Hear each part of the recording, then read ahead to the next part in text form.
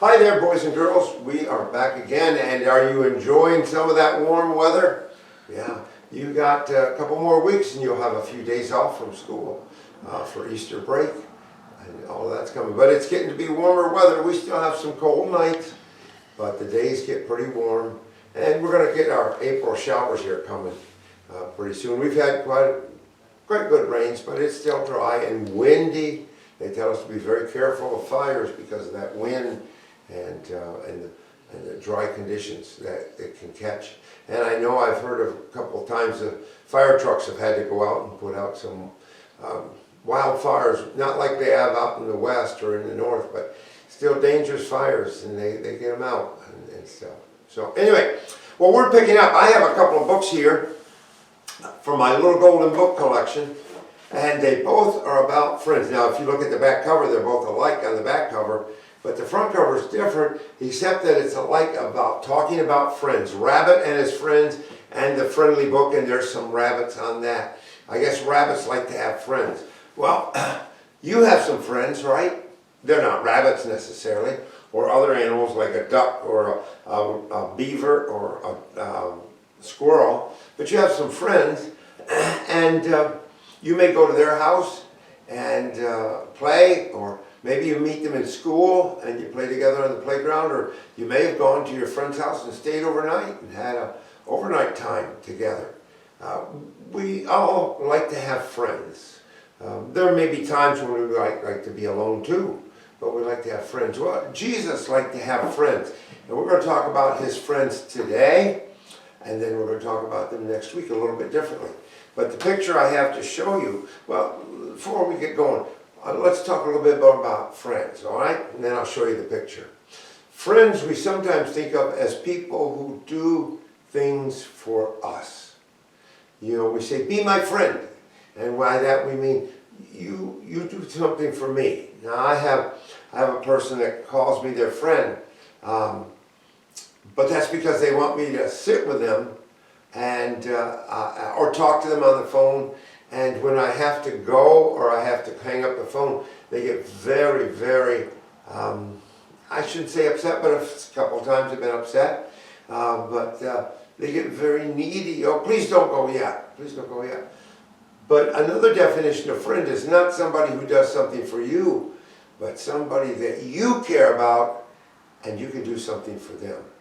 Now, you might have a friend who got sick, and you might send them a card or make a phone call. Or your family, if your family knew the whole family, they might prepare a meal and take it over for them, because maybe more than just one was sick. That's when we choose to like somebody and to care about them and do something for them, because we're their friend. And that means that the responsibility lies with us. Jesus said to his disciples, I don't call you servants. He said, I call you friends. Because a servant, he said, a servant doesn't know what the master's doing, but a friend does. Now, you may have some friends and you know when they're going on vacation with their family, or you may know what they're going to do over the weekend, or if they're going to go visit their grandparents or something. You know something about them. And that's important. You might have even met their grandparents at some point. And so you know a little bit more what they're talking about. Well, a friend is someone that we can care about. And Jesus said to his disciples, you're my friends because I care about you.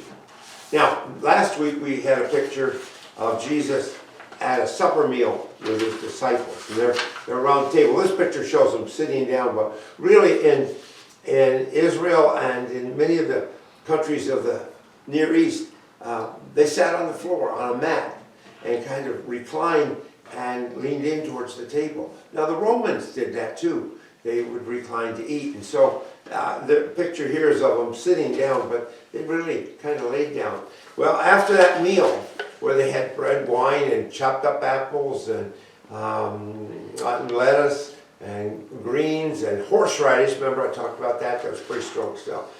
Jesus went out to the garden with them. It's called the Garden of Gethsemane. It was really an olive orchard, but they called it a garden. And he knew that he was going to have to be arrested by the authorities that night, that they were going to come, because he knew that Judas one of his disciples was going to betray him, sell to the Romans where he was, and to the religious authorities, so they could come and arrest him. They didn't want to arrest him in the daytime when the crowds were there. They wanted to catch him at nighttime. And Judas knew that he went to this garden. They oftentimes stayed in the garden. They sleep overnight in the garden when it was good weather. And so they went to the garden. And Jesus says to his disciples, please watch with me. I have a lot of anxiety tonight because I know what's going to happen. And he said, just keep watch with me. In other words, stay awake with me. Well, if you can see in that picture, they didn't stay awake. They fell asleep. They were tired. It wasn't that they didn't care. They were just so tired that they fell asleep. They tried to stay awake. And Jesus came on a couple of occasions and said, please wake up. Please wake up and pray with me. And then he went back and prayed. And what he was praying about was that he knew that he was going to be arrested and he would have to die on a cross. And that's what we celebrate on Good Friday, is that. But this was on the Thursday before, and then it would be Friday when he would die. And not until 3 days later would he come back to life on Easter Sunday. So he prays with the disciples. Now, he's praying, they're sleeping. And he's saying, Father, help me. Please help me. If it's possible, don't make me go through this. Don't make me go through this. Let me go another way. But he said, not my will, but yours be done. In other words, he knew it had to be that way. Sometimes we have to do something that's not a happy time. Now, birthday parties are happy times. Unless you have to go to a birthday party of somebody you don't like. And then that might be a little bit of an unhappy time. But birthday parties tend to be happy. Christmas tends to be happy. We like that. I remember, though, when my dad would say, you have to go out and do this in the barn. You know, maybe feed the calves, or clean the barn, or get down the hay. And I didn't want to do that. And I would try to get out. Can't get out of it, you got to do it. Now, I had an older brother that was there to help me, and I hoped he'd do more than I had to do. Well, that wasn't the way it was supposed to be either. We were supposed to do it together and accomplish it. So sometimes there are things we don't want to do, like, do you like to get a bath? Yeah, that's not my favorite thing. I like going swimming, but getting baths are not my favorite thing. But we have to get baths sometimes, okay? May not like it, but we have to. And I get shots. Do you ever go to the doctor and get shots? Oh, I do not like shots at all.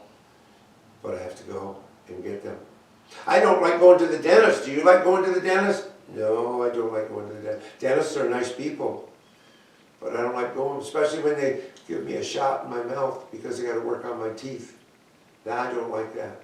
Sometimes in life we have to do some things we don't like. But God help us. And in this song that I'm going to teach you, it talks about angels. Now you don't see any angels there, but one of the gospel writers says that while he was praying and he was in deep, deep anguish, said angels came and ministered to him. Now, I don't know that they were dressed in white or that they had wings or any of those things. Maybe they just looked like the disciples.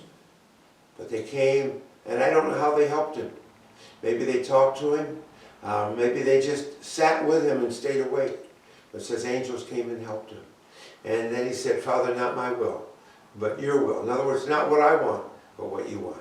And that's what our song is all about. It says, Jesus went into a garden. There he knelt to say a prayer.